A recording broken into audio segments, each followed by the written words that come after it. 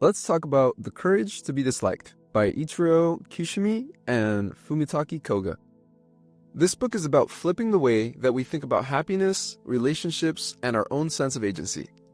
It's built around a simple but challenging idea. You're not trapped by your past, your childhood, or the things that have happened to you. You have the power to decide how you will live right now, regardless of what came before. And think about that for a moment. How often do people feel weighed down by old grievances or failures? It's like people create these stories for themselves, like, I can't move forward because of this thing that happened to me in the past.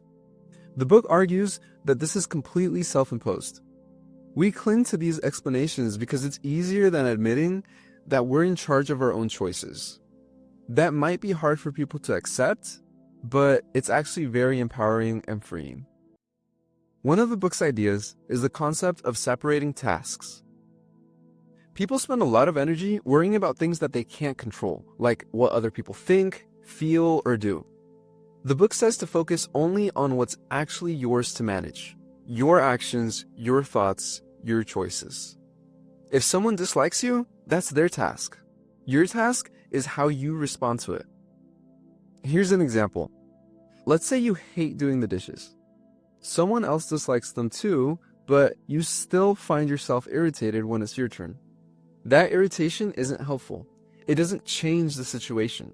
Either you do the dishes, find a better system, or let it go. Worrying about how unfair it is doesn't solve anything. The same applies to bigger tasks. Instead of chasing approval or love from others, the book suggests contributing to your own community in a meaningful way without expecting any sort of praise. But why does that feel so hard for so many people?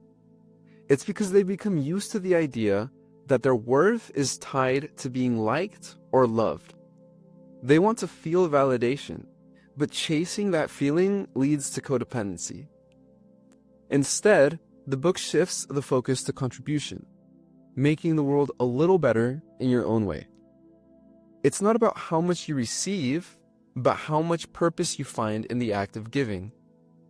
To give without expecting anything in return at all. Remembering that only you give yourself what you really need. Another idea in the book is rejecting victimhood.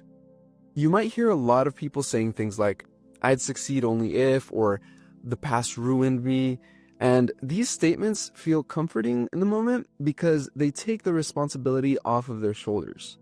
But the book argues that by letting go of those excuses and accepting where you are now, you gain the power to move forward.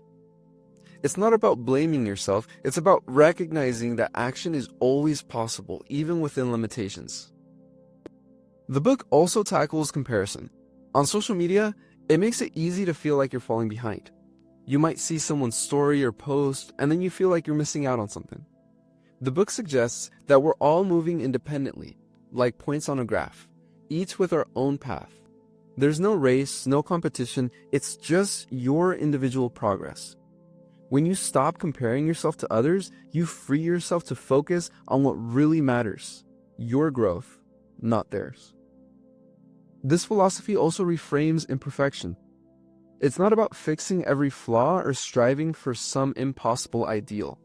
Instead, it's about accepting imperfection as part of being human. When you stop chasing perfection, life becomes gentler. Your perceived failings aren't flaws to fix, but experiences to learn from. That shift alone can make life feel less overwhelming.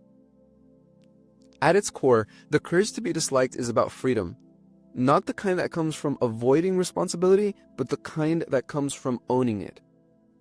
It asks you to stop seeking approval, stop blaming the past, and start focusing on what you can control.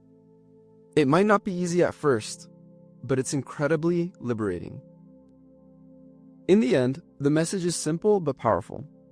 True freedom comes from living life on your terms. It's about finding meaning in your contributions, no matter how small, and letting go of the need to measure yourself by someone else's standards. The courage to be disliked is really the courage to be yourself, and that's a freedom worth striving for.